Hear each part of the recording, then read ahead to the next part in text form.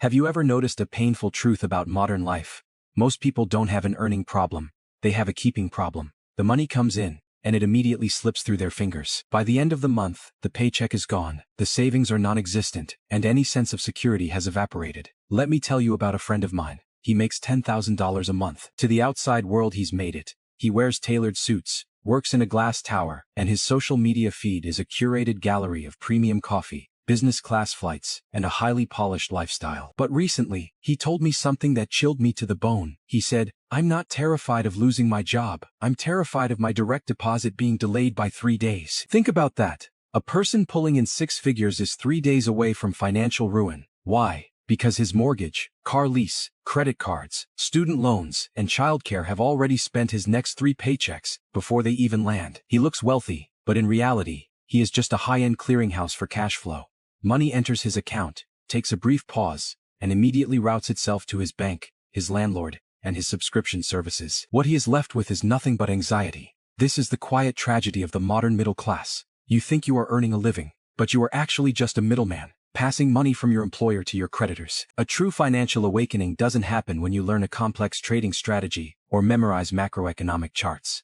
It begins the moment you realize a salary is not wealth, and a bank balance is not the finish line. What actually dictates your destiny is the battle between your cash flow and your assets. What is an asset? It is simply anything that consistently puts money back into your pocket. A house that requires a massive monthly mortgage payment is not an asset. A car that constantly demands fuel, maintenance, and insurance is not an asset. And a closet full of designer clothes is definitely not an asset.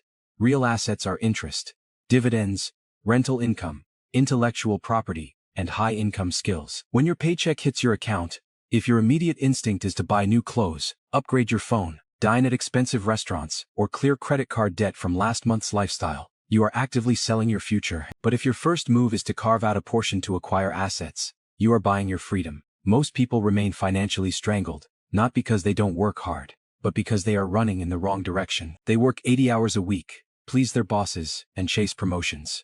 But as their income rises, their lifestyle inflates right along with it. They couldn't save money when they made $40,000 a year. They couldn't save at $80,000, and they still can't save at $150,000. This is proof that the issue is not your income. It is your cognition. The ultimate mistake is treating a higher salary as the end goal, while failing to build a system that retains, protects, and multiplies that money. Wealthy minds operate on 3 distinct financial buckets. The first is the survival bucket. This is your defense. It is 3 to 6 months of living expenses kept entirely liquid. It is your shield against job loss, medical emergencies, and market crashes. Without this, your lifestyle is just a beautifully painted house of cards. The second is the opportunity bucket. This is your capital for offense. When a market correction happens, or a high-value asset goes on sale, the average person sighs because they have no cash. The sovereign person deploys their opportunity bucket and moves. Most massive wealth gaps are created during these exact windows. The third is the compounding bucket. This is for long-term velocity. Compounding is not just a mathematical formula. It is a philosophy.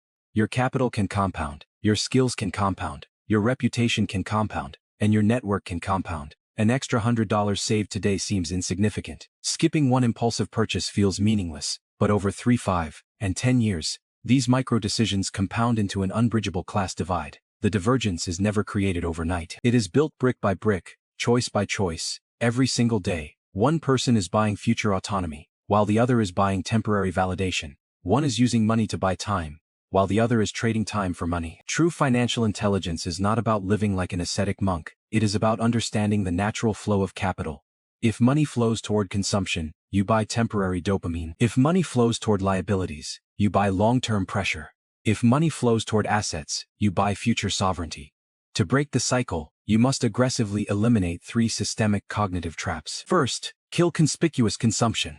Stop buying things to signal status to people you don't even like with money you don't have. Sacrificing your actual balance sheet for someone else's perception of you is the worst trade you can ever make. Second, destroy the need for instant gratification. The highly disciplined do not hate pleasure, they simply understand timing. The more you can delay gratification early on, the more absolute your choices will be later in life. Third, eliminate single-source dependency. Relying entirely on a W-2 paycheck is financial extreme sports. If your employer decides to restructure tomorrow, your cash flow dies. You must build a secondary curve, whether through digital assets, a scalable skill, or equity. Stop telling yourself that you will start saving once you make more money. Saving is not an income threshold. It is a cognitive operating system. A person who can't save $50 out of a $5,000 paycheck will never save $5,000 out of a $50,000 paycheck.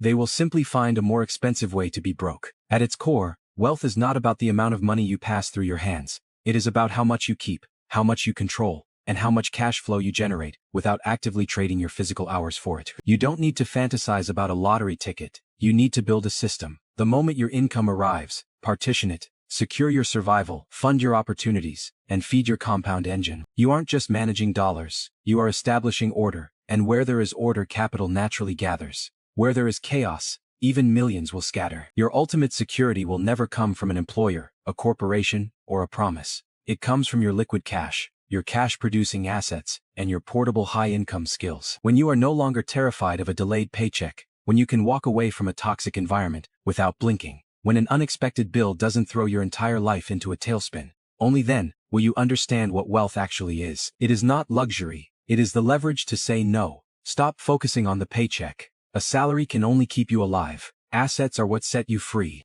The poor study how to spend. The average study how to earn, but the masters study how to keep and compound. Every dollar you retain today is a soldier you recruit to fight for your future. The game changes the moment you decide to stop letting your life slip through your fingers and start buying yourself back.